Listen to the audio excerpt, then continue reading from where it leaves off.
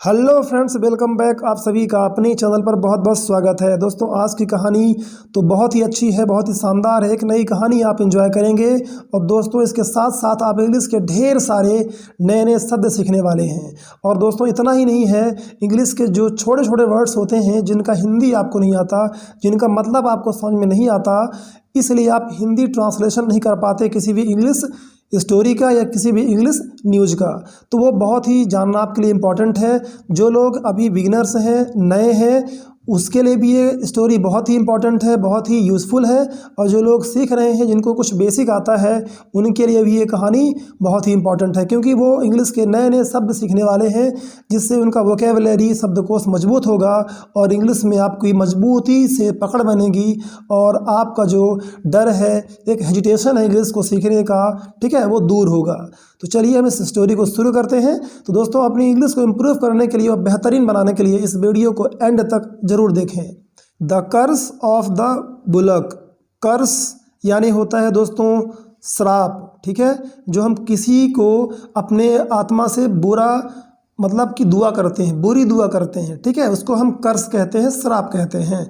Of the bullock यानी बैल का। बुलक यानी होता है बैल, ऑफ यानी होता है का। यहाँ पर जो आप द देख रहे हो, जो द का प्रयोग किया गया है, यहाँ पर द इसलिए प्रयोग किया गया क्योंकि हम किसी खास बैल के द्वारा दिए गए किसी हम श्राप की बात कर रहे हैं, किसी खास बात की बात कर रहे हैं, ठीक है। तो इस तरह से हम बुलक और कर्स के पहले द का प्रयोग कर सकते हैं। तो ये चीज़ें आपको शायद कंफर्म रही होंगी, लेकिन फिर भी मैंने जो नए हमारे व्यूअर्स हैं उनके लिए मैंने बता दिया, ठीक है। चलिए हम आगे बढ़ते हैं फटाफट, और स्टोरी में हम तलाशते हैं वो ढेर सारे शब्द जो आपके लिए बहुत ही इंपॉर्टेंट है।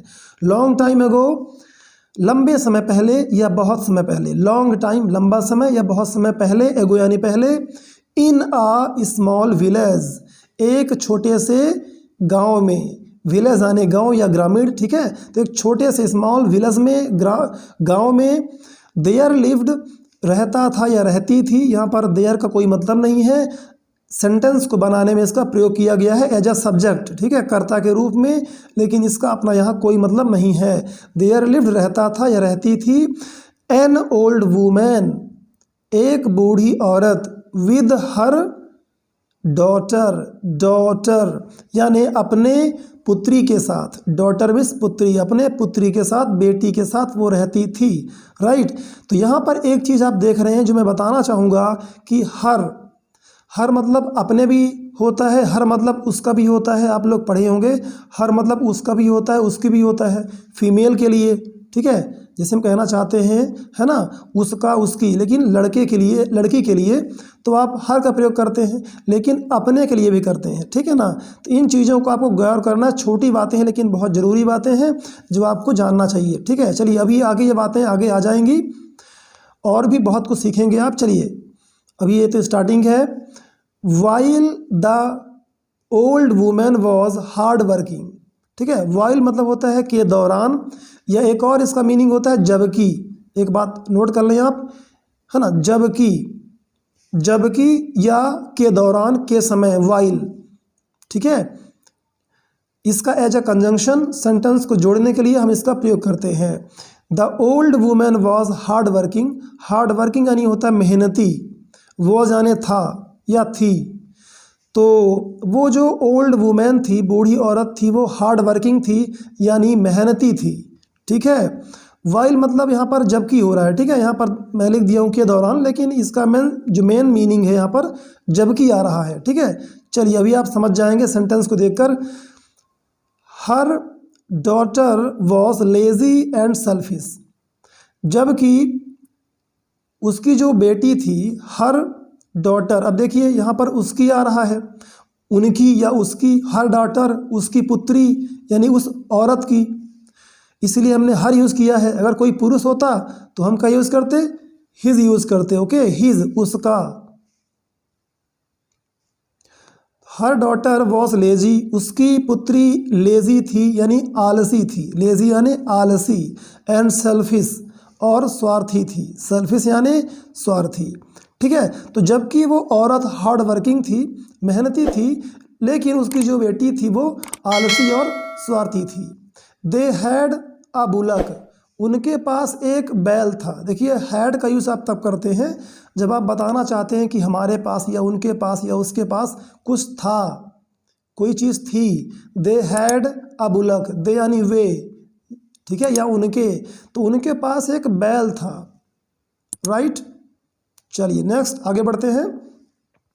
We should take proper care of our bullock, the old women would से।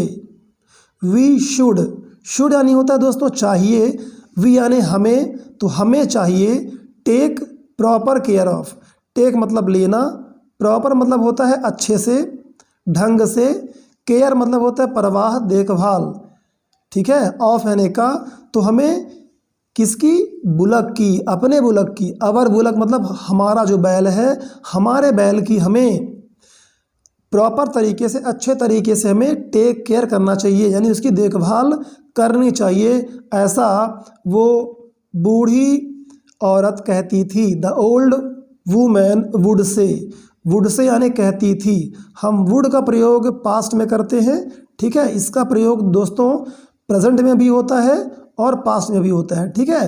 तो आपको मैं बताना चाहूँगा कि आप वुड का प्रयोग जो है प्रेजेंट में भी कर सकते हैं, वर्तमान समय में जो काम आप करेंगे, तो चलिए इसको हम बाद में समझेंगे। फिलहाल पास्ट में इसका प्रयोग करते हैं, तो इसका मतलब होता है ऐसा होता था, जैसे वुड से, और इसके साथ वर्ब की फर्स्ट फॉर्म आती है, right, B1 form. Would say कहता था, वुड गो जाता था, ठीक है, वुड प्ले खेलता था, तो ये आप ध्यान रखें। चलिए नेक्स्ट आगे बढ़ते हैं। हाँ एनिमल्स शुड सर्व अस, तो उसकी जो लड़की है वो आश्चर्य व्यक्त करती है ना, आहा, मतलब कि उसे आश्चर्य हो रहा है, ये बात सुन कर कि हमें जानवरों की अच्छी तरह से देखभाल करनी चाहिए। Animals should serve us, not we serve them, the daughter would reply. Animals should serve us, वो कहती है कि जो जानवर हैं उन्हें हमारी, हमें, अस यानी हमें या हमारी, ठीक है। सर्व यानी होता है दोस्तों सेवा करना, सर्व यानी सेवा करना, शुड यानी चाहिए, तो जानवरों को, एनिमल्स को हमारी सेवा करना चाहिए, नॉट वी, ना कि हम, okay, not we serve them, हम उन्हें सर्व नहीं करेंगे, ठीक है, हम नहीं करते हैं, वी सर्व देम, हम उन्हें, हम उनकी सेवा, देम यानी उनकी या उन्हें, हम उनकी सेवा नहीं करते हैं, है ना, जानवरों की जो है सेवा हम नहीं करते। एनिमल्स शुड सर्व अस, जानवरों को हमारी सेवा करनी चाहिए। द डॉटर यानी वो बेटी, वो पुत्री, वुड से, वुड रिप्लाई, जवाब देती, जवाब दी, ठीक है, यह जवाब देती थी। तो आप दोनों ही तरह से जब पास्ट में बात करते हैं तो इसका जो मीनिंग है वो निकाल सकते हैं कि जवाब दी या जवाब देती थी, लेकिन यहाँ पर जवाब दी ज़्यादा परफेक्ट है। आप हिंदी तो अच्छी तरह से समझ जाएंगे, तो अपने हिसाब से आप बोल सकते हैं, ठीक है। वुड रिप्लाई, जवाब दी, तो यहाँ पर वुड का पास्ट में ही प्रयोग किया गया है, पास्ट की बात को, पास्ट के एक्शन को बताने के लिए कि वो वैसा की, ठीक है। तो चलिए छोटी मोटी बातों को आपको नोट करना है गाइस, यदि आप ये करते हैं तो मैं यकीन दिलाता हूँ आपको कि आप बहुत जल्द ही इंग्लिश को समझने लग जाएंगे और इंग्लिश आपकी बेहतर हो जाएगी। There was a pond, there was a pond, एक तालाब था। देयर वॉज अ किंग, एक राजा था। तो हम देयर का यूज़ करते हैं कुछ इन्फॉर्मेशन देने के लिए, कुछ था कुछ है। अ पोंड, एक तालाब था, ठीक है, वॉज यानी था, राइट। अब बहुत बार स्टोरी में सुने होंगे, है ना, मेरी बहुत सारी कहानियाँ जिनको मैंने ट्रांसलेट किया है ना, जिन पर मैंने वॉज, वर, हिज, है ना, them, is, am, are, will, shall, could, would, इसके बारे में मैं बताता रहता हूँ। चलिए, देयर वॉज अ पोंड, एक तालाब था। एट सम डिस्टेंस, कुछ दूरी पर, सम यानी कुछ, राइट, डिस्टेंस यानी दूरी, तो कुछ दूरी पर, from the old women's house, उस बूढ़ी औरत के घर से, फ्रॉम यानी से, वुमेन्स हाउस यानी कि बूढ़ी औरत के घर से। तो ये जो अपॉस्ट्रॉफी दिख रहा है आपको, वुमेन्स, इसका मतलब होता है का या की, ठीक है, वुमेन्स, औरत की, ये औरत है ना, औरत की हाउस, औरत का घर, उसके घर से, right. Every afternoon she used to take the bullock to the pond to have a bath and to drink water. Every afternoon, हर दोपहर, ठीक है, या दोपहर के बाद। आफ्टरनून कहते हैं दोपहर के बाद के समय को, दिन के 12 बजे के बाद के समय को हम आफ्टरनून कहते हैं, ठीक है। तो दोपहर के बाद वो जो है हर, every afternoon she use to take, ले जाती थी। यूज टू के बाद वर्ब का फर्स्ट फॉर्म आता है तो आप समझ जाते हैं कि उसका मतलब होता है ऐसा होता था या किया जाता था पास्ट में, ठीक है।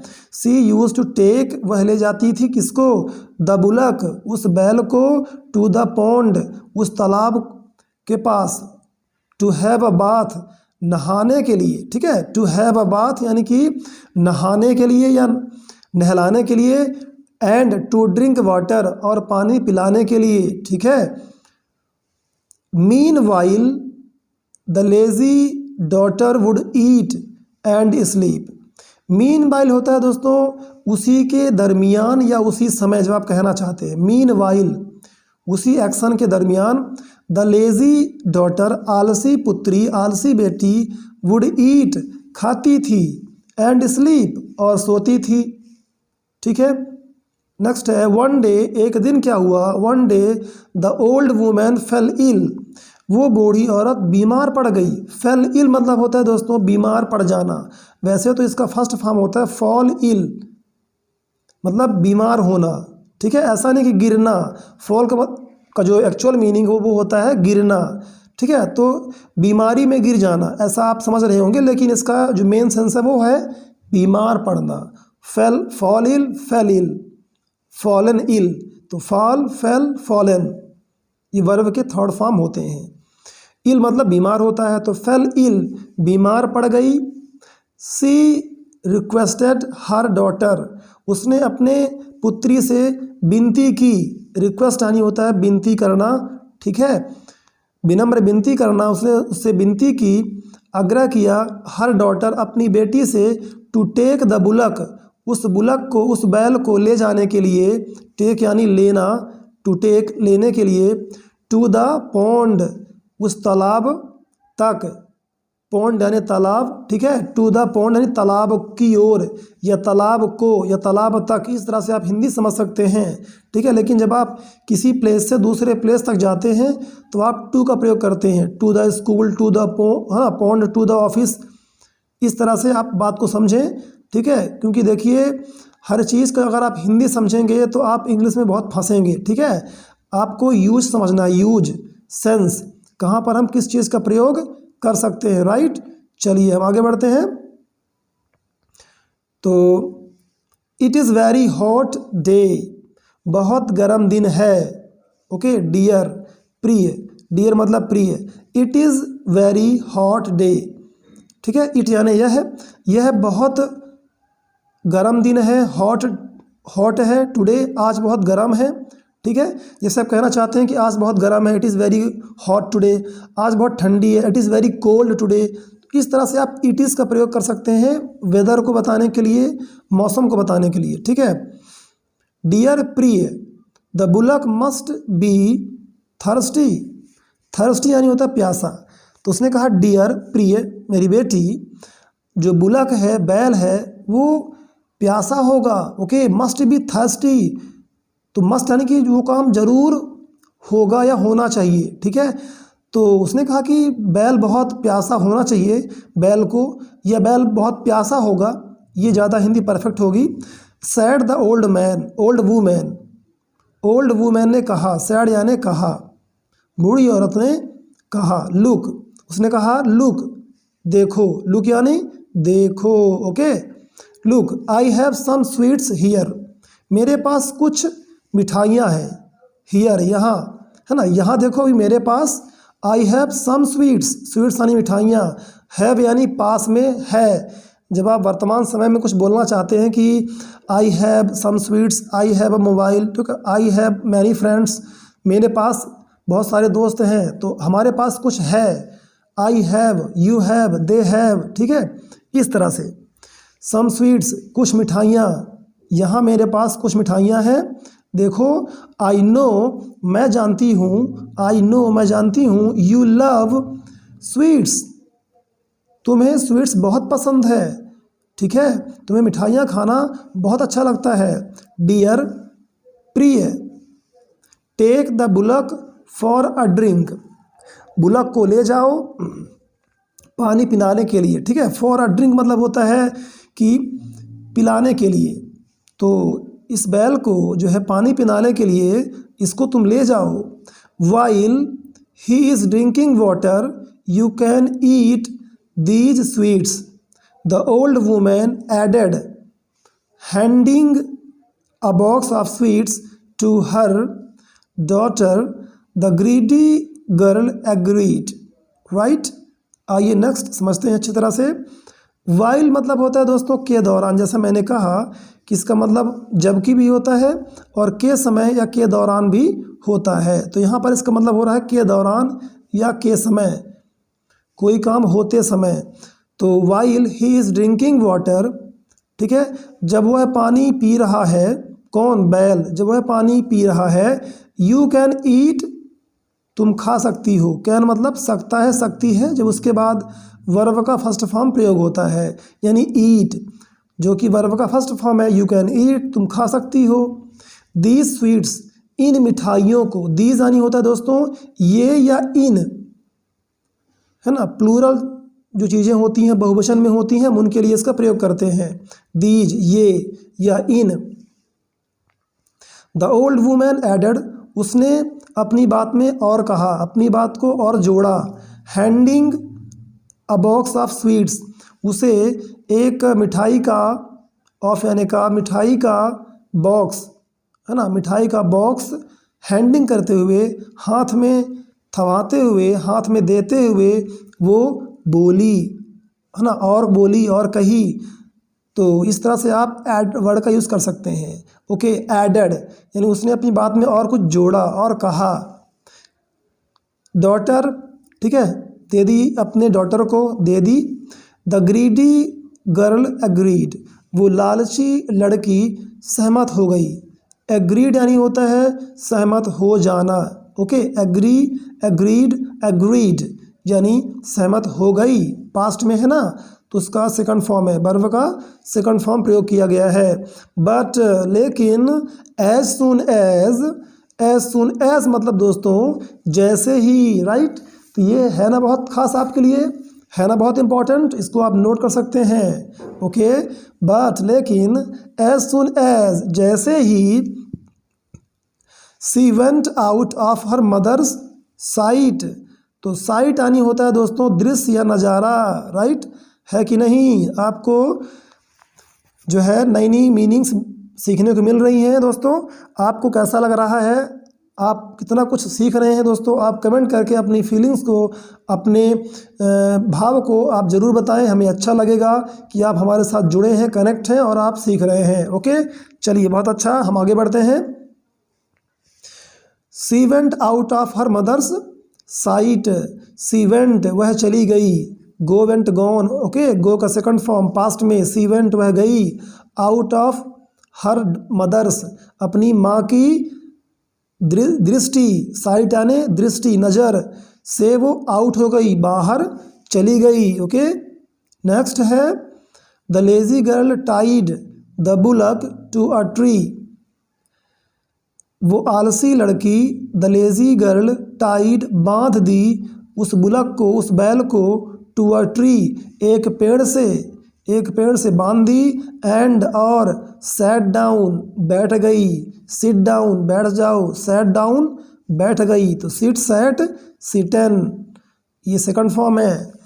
To eat the sweet, to eat आने खाने के लिए, ओके, टू ईट खाने के लिए, द स्वीट्स मिठाइयों को, तो मिठाइयों को खाने के लिए, मिठाइयाँ खाने के लिए वो बैठ गई, sat down. The thirsty bullocks waited for the daughter to finish eating the sweets, तो एक पेड़ में बांध कर वो मिठाइयाँ खाने लगी। द थर्स्टी बुलक, प्यासा बैल, ठीक है, प्यासा बैल, वेटेड, इंतज़ार किया, ठीक है, उसका इंतज़ार किया, फॉर द डॉटर, उस पुत्री के लिए, उस डॉटर के लिए, फॉर यानी के लिए उसने इंतज़ार किया, to finish eating the sweets, कि वो मिठाइयाँ खाना फिनिश कर ले। Okay, to finish eating the sweets, मिठाइयाँ खाने के, है ना, मिठाइयों खाने को फिनिश करने के लिए, पूरा करने के लिए, राइट। तो ये सेंस आप समझ गए होंगे, ठीक है। चलिए आगे बढ़ते हैं। I hope she eats fast, bullock कहता है, ठीक है, आई होप, अब मैं आशा करता हूँ, आई होप मैं आशा करता हूँ, सी ईट्स फास्ट, कि वह फास्ट यानी जल्दी से मिठाइयाँ खाती है, ठीक है, वह जल्दी से मिठाइयाँ खाती है, मैं ऐसी आशा करता हूँ, I hope. I am really thirsty, मैं सचमुच में प्यासा हूँ, रियली मतलब होता है सचमुच या वास्तव में, ओके, थर्स्टी यानी प्यासा, एम यानी हूँ, ठीक है, आई एम, तो मैं वास्तव में बहुत प्यासा हूँ, I am really thirsty. Thought the bullock, उस बैल ने ऐसा सोचा, राइट, थॉट यानी सोचा, ये कौन सोच रहा था, बुलक यानी बैल जो पेड़ से बंधा हुआ है, उसने सोचा, थॉट, थिंक, थॉट, बट लेकिन, आफ्टर हैविंग ईटन, लेकिन खाने के बाद, आफ्टर हैविंग ईटन मतलब खाने के बाद, ऑल द स्वीट्स, सारी मिठाइयाँ, ऑल द स्वीट्स, सारी मिठाइयाँ, द डॉटर रिटर्न्ड होम, वह पुत्री जो थी, द डॉटर वो पुत्री घर लौट गई, रिटर्न्ड होम घर लौट गई वापस, एंड और, लाइड टू हर मदर, अपनी माँ से झूठ बोली, ओके, हर मदर मतलब अपनी माँ, तो यहाँ पर हर का मतलब क्या आ रहा है, अपनी, राइट। तो मैंने आपको बताया था कि हर मतलब उसका भी होता है और अपना भी होता है, सेंटेंस के अकॉर्डिंग जो है आपको समझ में आ जाता है। नेक्स्ट है, that she had taken the bullock to the pond, उसने झूठ बोला अपनी माँ से कि, दैट यानी कि, सी हैड टेकन वह ले गई थी, तो हैड के बाद जब भी थर्ड फॉर्म आता है तो वहाँ पर उसका मतलब होता है कि वो काम हो गया था या हो चुका था। सी हैड टेकन वह ले गई थी, द बुलक उस बैल को, टू द पॉन्ड तालाब तक, and that the bullock drank water from the pond, और वो बुलक पॉन्ड से यानी कि तालाब से, ड्रैंक पिया, पानी पिया, ठीक है, ऐसा वो बताती है, अपनी माँ को झूठ बोलती है, राइट। नेक्स्ट चलिए, the bullock was extremely angry, वो बैल बहुत ज़्यादा एंग्री था, एंग्री मतलब नाराज, खफा, ओके, वॉज यानी था, तो वो बहुत ज़्यादा नाराज़ था। ही कर्स्ड द डॉटर, उसने डॉटर को श्राप दे दिया, कर्स यानी होता है दोस्तों श्राप देना, और कर्स यानी श्राप भी होता है, तो ही कर्स्ड उसने श्रापा, उसने श्राप दिया, द डॉटर उस पुत्री को, इन योर नेक्स्ट बर्थ, अपने अगले जन्म में, ठीक है, तुम अपने नेक्स्ट बर्थ में, अपने अगले जन्म में, you may be born as a chatak, ठीक है, तुम एक चातक के रूप में जन्मोगी, ठीक है, यू मे बी मतलब हो सकता है, तुम्हारा जो जन्म है वो एक चातक, एक पक्षी है जिसके बारे में भी बात करेंगे। चातक एक पक्षी है दोस्तों, आप शायद जानते भी होंगे, आप लोग कमेंट करके बताइए जो लोग जानते हैं, क्या आप चातक पक्षी के बारे में जानते हैं। चलिए, हमें अच्छा लगेगा कि आपके पास ये नॉलेज है, राइट। तो चलिए आगे बढ़ते हैं। यू मे बी यानी हो सकता है, बॉर्न यानी जन्म, तुम जन्म ले सकती हो, एज अ चातक, चातक के रूप में, एज यानी होता है के रूप में, है ना, के अवतार में तुम जो है जन्म ले सकती हो। अवर्ड यानी एक पक्षी, दैट ड्रिंक्स, तो चातक के बारे में आपको बता रहे हैं, वो एक बर्ड होता है, एक पक्षी होता है, दैट यानी जो, यहाँ पर दैट का मतलब दोस्तों जो हो रहा है, जो ड्रिंक्स पीता है, water when only it rains, only मतलब सिर्फ, इट रेन्स यानी वर्षा होती है, इट रेन्स वर्षा होती है, यानी कि जब वर्षा होती है, व्हेन यानी जब, तो जब वर्षा होती है सिर्फ तभी वो पक्षी पानी पीता है, जिसको हम चातक कहते हैं, right. As you kept me thirsty today, as यानी दोस्तों क्योंकि भी होता है, चूंकि भी होता है, तो दोनों को आप ध्यान रखें। और एज का मतलब के रूप में, तो आपको दोनों चीज़ें यहीं पर देखने को मिल गई। तो हम जब सेंटेंस में एज का प्रयोग एज अ कंजंक्शन यानी कि संयोजक शब्द के रूप में प्रयोग करते हैं, दो सेंटेंस को जोड़ने के लिए प्रयोग करते हैं, तो एज का मतलब होता है क्योंकि या चूंकि, ठीक है। चलिए, और जब उसके बाद हम किसी वर्ड, किसी प्रोनाउन, नाउन का प्रयोग करते हैं एज अ, चातक, है ना, तो उसका मतलब होता है के रूप में। तो ये बातें आपको दोस्तों पढ़ते पढ़ते समझ में आ जाएंगी। तो कंटिन्यूअस आप रीडिंग करते रहें, स्टोरी ट्रांसलेशन देखते रहें, आपको सारी चीज़ें जो है कुछ दिनों बाद अच्छी तरह से दिमाग में बैठ जाएंगी। नेक्स्ट आगे बढ़ते हैं।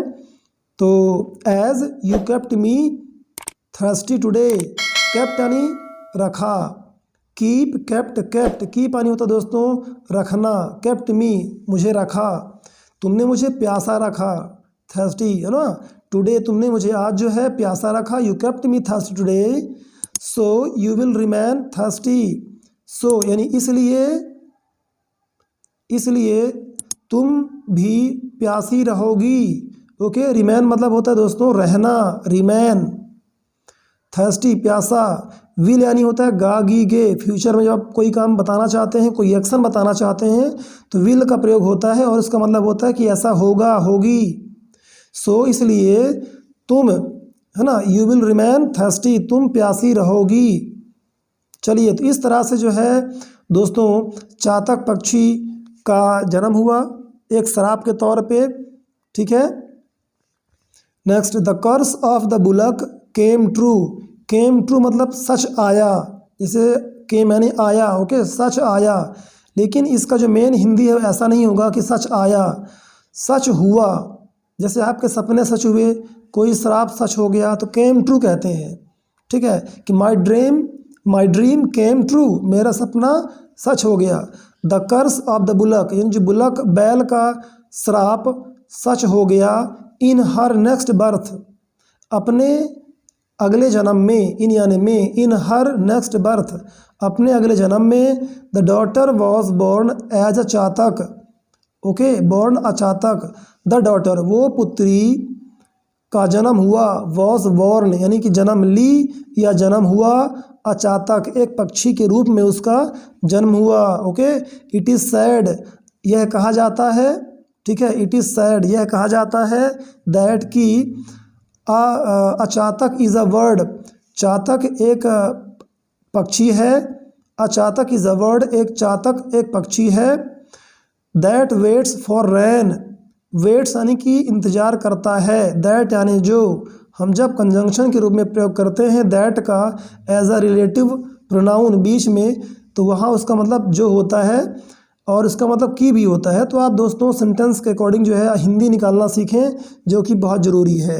दैट वेट्स फॉर रेन, जो इंतज़ार करता है, फॉर यानी के लिए, रेन मतलब बरसात, जो वर्षा के लिए इंतज़ार करता है, राइट दोस्तों। तो आप जैसा शायद ये बात जानते रहे होंगे, आप कमेंट करके मुझे बताइए कि आप क्या जानते थे इसके बारे में, क्या ये कहानी आपके लिए बिल्कुल नहीं है। ओके दोस्तों, तो आप अपने ओपिनियन को, अपने भावनाओं को ज़रूर शेयर करें हमारे साथ, हमें अच्छा लगेगा दोस्तों, ठीक है। इतनी मेहनत से जो वीडियोस आपको हम बना के दे रहे हैं, तो कहीं ना कहीं जो है आपका ये कर्तव्य बनता है दोस्तों कि आप वीडियो को लाइक करके अपने दोस्तों को भी शेयर करें और इस जानकारी को ज़्यादा से ज़्यादा फैलाएं, ठीक है। तो चलिए हम सबसे अंतिम में देखते हैं क्या होता है। Remaining thirsty through out the year, remaining मतलब होना, जैसा मैंने अभी आपको ऊपर बताया था कि रिमेन मतलब होता है होना, तो रिमेनिंग थर्स्टी थ्रू आउट, तो थ्रू आउट इसको हम पढ़ेंगे दोस्तों थ्रू आउट, राइट। इसको आप पढ़ने में गलती ना करें, थ्रू आउट, डिस्पाइट, राइट। तो इसका मतलब होता है पूरा या पूरे, जैसे थ्रू आउट द ईयर पूरे साल, थ्रू आउट द प्रोग्राम पूरे प्रोग्राम में, ठीक है, थ्रू आउट द मंथ पूरे महीने, तो वो पूरे साल प्यासा रहता है, ठीक है, थर्स्टी रहता है। Despite having water all around, despite यानी होता है के बावजूद, हैविंग मतलब होना, ठीक है, प्रेजेंट होना, वाटर ऑल अराउंड चारों तरफ, ऑल अराउंड मतलब चारों तरफ उसके पानी, वाटर प्रेजेंट होता है, उसके बावजूद वो पानी नहीं पीता, पूरे साल थ्रू आउट द ईयर प्यासा रहता है। तो दोस्तों यहाँ पर स्टोरी का ट्रांसलेशन कंप्लीट हो गया। दोस्तों आपको स्टोरी कैसी लगी कमेंट बॉक्स में ज़रूर बताइए। तो आपको इस वीडियो को पूरा देखने के लिए आप सभी का तहे दिल से बहुत बहुत धन्यवाद। हम फिर मिलेंगे इसी तरह की इंटरेस्टिंग वीडियो में। तब तक आप मस्त रहें, मुस्कुराते रहें, इस तरह की नॉलेज लेते रहें, अपने इंग्लिश के नॉलेज को बूस्ट करते रहें और जीवन में हमेशा आगे बढ़ते रहें। Thanks for watching guys once again.